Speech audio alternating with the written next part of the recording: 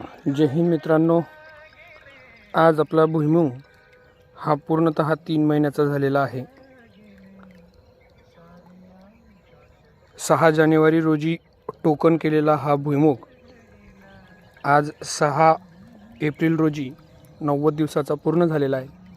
आज आपण या 90 दिवसाच्या प्लॉटला पोटॅशियम सोनाइट हे खत ड्रिपद्वारे सोडणार आहोत।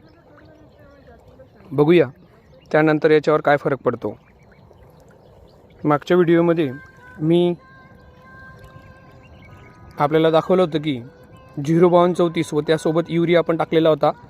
बऱ्यापैकी पिवळापणा जो होता तो आता नाहीसा झालेला दिसतोय, परंतु ज्या ठिकाणी खूप जास्त पाणी असतं त्या ठिकाणी पिवळापणा हा असतोच, ते जास्त कमी होत नाही।